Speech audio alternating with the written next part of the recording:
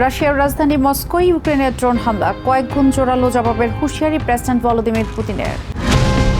রাশিয়ার যুদ্ধবিরোধী নেতা বরিস নাদেজদিনকে আটক করেছে পুলিশ, বিদেশি এজেন্ট হিসেবে তালিকাভুক্ত করেছিল বিচার মন্ত্রণালয়। তীব্র দাবদাহে ইংল্যান্ড এবং ওয়েলসে ২,৭০০ মানুষের মৃত্যু, প্রকাশিত গবেষণার তথ্য। ব্রিটেন ও স্পেনে জরুরি অবস্থা। ইয়াজিদি হত্যার দায়ে জার্মানিতে সাবেক ২ আইএস সদস্যের কারাদণ্ড, বিচার সম্পন্ন হয় ইউনিভার্সাল জুরিসডিকশন আইনের আওতায়।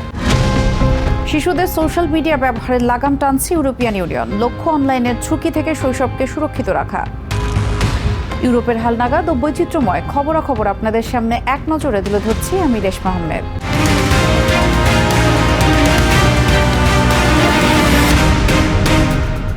রাশিয়ার রাজধানী মস্কোতে ইউক্রেনের ব্যাপক ড্রোন হামলার পর এর কয়েক গুণ শক্তিশালী জবাব দেওয়ার হুঁশিয়ারি দিয়েছেন প্রেসিডেন্ট ভ্লাদিমির পুতিন।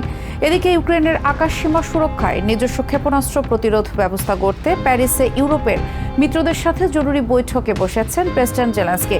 অন্যদিকে ইউরোপিয়ান ইউনিয়নের পররাষ্ট্রনীতি বিষয়ক প্রধান কায়া কালাস জানান, ইইউ রাশিয়ার উপর আরও বড় নিষেধাজ্ঞা আরোপের প্রস্তুতি নিচ্ছে। রণক্ষেত্রে পাল্টাপাল্টি আক্রমণের তীব্রতায় আরও উত্তপ্ত হয়ে উঠেছে রাশিয়া ইউক্রেন যুদ্ধ। সোমবার ভোরে রাশিয়ার রাজধানী মস্কো লক্ষ্য করে একযোগে ৮১টি ড্রোন ছুড়েছে ইউক্রেনিয়ান বাহিনী।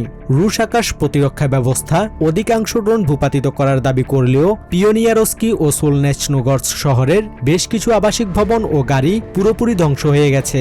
এই হামলায় অন্তত ৩ জন নিহত এবং ৫ জন আহত হয়েছেন। মস্কোর দোরগোড়ায় ইউক্রেনের এই দুঃসাহসিক ড্রোন হামলার পরই চরম ক্ষুব্ধ ক্রেমলিন। এক প্রদর্শনীতে অংশ নিয়ে রুশ প্রেসিডেন্ট ভ্লাদিমির পুতিন কড়া হুঁশিয়ারি দিয়ে বলেছেন, শত্রুদের এই আক্রমণের মোক্ষম জবাব দেওয়া হবে এবং রাশিয়ার পাল্টা আঘাত হবে কয়েক গুণ বেশি শক্তিশালী। সম্প্রতি আমেরিকার কাছ থেকে ইউক্রেন প্যাট্রিয়ট ক্ষেপণাস্ত্রের লাইসেন্স পাওয়ার পরই কিয়েভে রুশ হামলা জোরদার করা হয়েছে। রাশিয়ার এই মারমুখী অবস্থানের মধ্যেই ফ্রান্সের রাজধানী প্যারিসে ফ্রেঞ্চ প্রেসিডেন্ট ইমানুয়েল ম্যাক্রোর সাথে দ্বিপাক্ষিক বৈঠকে মিলিত হয়েছেন ইউক্রেনের প্রেসিডেন্ট ভলোদিমির জেলেনস্কি।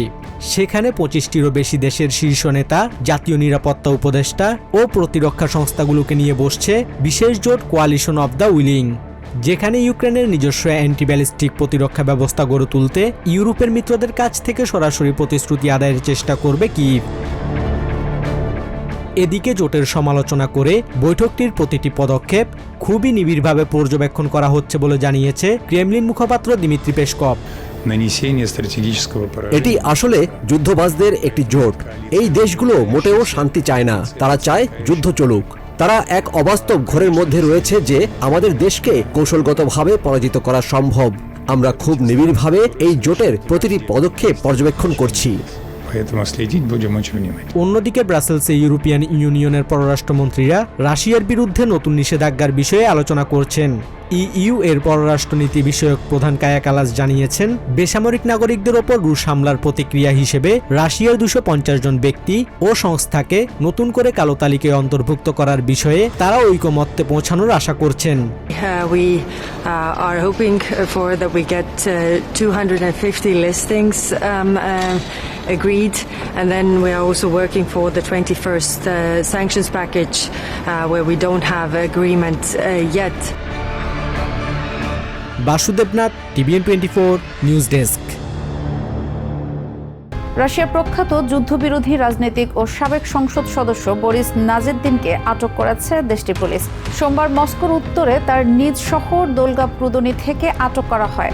এর মাত্র কয়েকদিন আগে ক্রেমলিনের সমালোচক হিসেবে পরিচিত এই নেতাকে দেশটির বিচার মন্ত্রণালয় বিদেশি এজেন্ট হিসেবে তালিকাভুক্ত করেছিল। নাদেজদিনের আইনজীবীর বরাত দিয়ে রুশ গণমাধ্যম জানিয়েছে, তার বিরুদ্ধে একটি চরমপন্থী প্রতীক প্রদর্শনের অভিযোগ আনা হয়েছে। ২০২৪ সালে প্রেসিডেন্ট নির্বাচনে ভ্লাদিমির পুতিনের বিরুদ্ধে প্রতিদ্বন্দ্বিতার চেষ্টা করেছিলেন নাদেজদিন, কিন্তু তার জমা দেয়া ভোটারদের স্বাক্ষরে ত্রুটি থাকার অজুহাতে নির্বাচন কমিশন সে সময় তার প্রার্থিতা বাতিল করে দেয়। ইউক্রেন যুদ্ধের প্রকাশ্য বিরোধিতা করায় দীর্ঘদিন ধরেই ক্রেমলিনের রোষানলে ছিলেন এই রাজনীতিবিদ।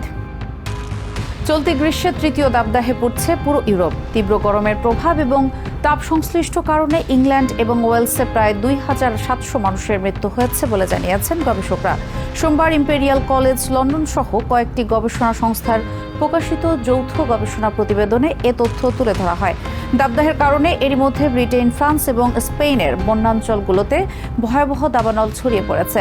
পরিস্থিতি নিয়ন্ত্রণে আনতে দেশগুলোতে সর্বোচ্চ সতর্কতা জারির পাশাপাশি চলছে উদ্ধার অভিযান। ইউরোপ জুড়ে ছড়িয়ে পড়া জলবায়ু পরিবর্তনের প্রভাব এখন আরও স্পষ্ট। মে ও জুন মাসের তীব্র দাবদাহে কেবল ইংল্যান্ড ও ওয়েলসেই অন্তত 2700 মানুষের মৃত্যু হয়েছে বলে ধারণা করছেন লন্ডনের ইম্পেরিয়াল কলেজের গবেষকরা। জলবায়ু গবেষক ক্লিয়ার্স ব্রান্ড বলেন, মানুষের তৈরি বৈশ্বিক উষ্ণায়নের কারণেই এই মৃত্যুর হার প্রায় 40% বেড়ে যাওয়ার আশঙ্কা তৈরি হয়েছে।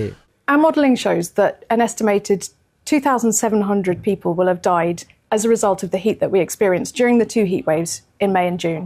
And about 40% of those are attributable to the extra heat that we've generated because of human-caused climate change.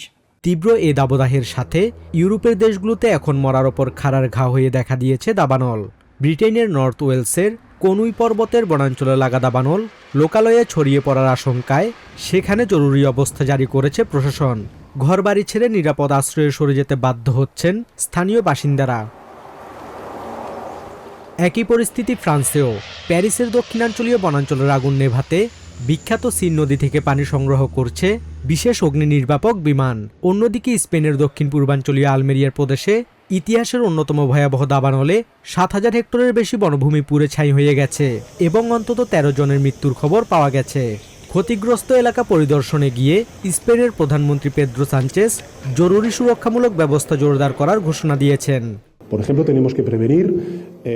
আগুন লাগার পর কেবল ব্যবস্থা নিলেই হবে না, আমাদের এটি প্রতিরোধ করতে হবে। শহরগুলোর চারপাশে নিরাপত্তা বলয় তৈরি করা প্রয়োজন। বিশেষ করে তরুণদের এই ধরনের জরুরি পরিস্থিতি মোকাবেলায় শিক্ষা প্রতিষ্ঠান থেকেই প্রশিক্ষণ দেওয়া শুরু করতে হবে। আবহাওয়াবিদ ও পরিবেশবাদীরা সতর্ক করে বলছেন, ইউরোপিয়ান অঞ্চলের এই চরম আবহাওয়া এবং ঘন ঘন দাবানল এখন আর কোনো বিচ্ছিন্ন ঘটনা নয়।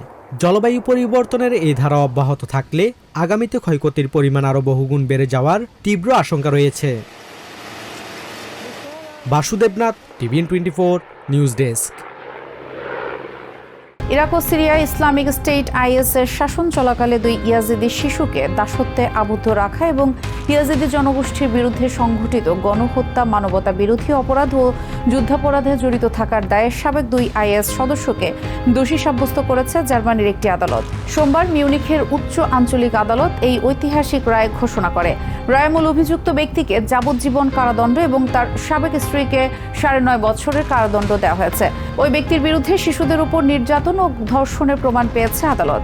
অপরাধগুলো মধ্যপ্রাচ্যে সংঘটিত হলেও জার্মানির ইউনিভার্সাল জুরিসডিকশন আইনের আওতায় এই বিচার সম্পন্ন হয়। আদালত জানায়, মানবতা বিরোধী এই জঘন্য অপরাধের সাথে জড়িত কেউ পৃথিবীর কোথাও নিরাপদ নয়। 2014 সালে IS এর চালানো এই নৃশংসতাকে জাতিসংঘ গণহত্যা হিসেবে অভিহিত করেছে। শিশুদের মানসিক বিকাশ ও সামাজিক মাধ্যমের ক্ষতিকর প্রভাব থেকে সুরক্ষা দিতে নতুন আইন আনার ঘোষণা দিয়েছে ইউরোপিয়ান কমিশন। সোমবার ব্রাসেলসে এক সংবাদ সম্মেলনে commission president Ursula von der Leyen জানান, গ্রীষ্মকালীন ছুটির পর শিশুদের সোশ্যাল মিডিয়া ব্যবহারে সীমাবদ্ধতা সংক্রান্ত একটি আনুষ্ঠানিক প্রস্তাব পেশ করা হবে। তিনি বলেন, লড়াইটা শিশুরা সোশ্যাল মিডিয়া ব্যবহার করতে পারবে কিনা তা নিয়ে নয়, বরং সোশ্যাল মিডিয়ার ক্ষতিকর অ্যালগোরিদম যেন শিশুদের মনস্তত্ত্ব ও জীবনকে নিয়ন্ত্রণ করতে না পারে সেটি নিশ্চিত করাই এখন মূল চ্যালেঞ্জ। ক্ষতিকর ও আসক্তি তৈরি করে এমন প্ল্যাটফর্মগুলোর বিরুদ্ধে এই ব্যবস্থা নেওয়া হচ্ছে। মূলত অনলাইনের ঝুঁকি থেকে শৈশবকে সুরক্ষিত রাখতেই EU এই কঠোর পদক্ষেপ নিচ্ছে। We need first to consider the type of platforms that are harmful to our children. And the evidence shows that this is mainly social media platforms, but also other providers with age inappropriate and addictive features. এক নজরে ইউরোপের আরও নানা খবর পেতে চোখ রাখুন TVN 24 news নেটওয়ার্কের ইউটিউব ও ফেসবুক পেজে।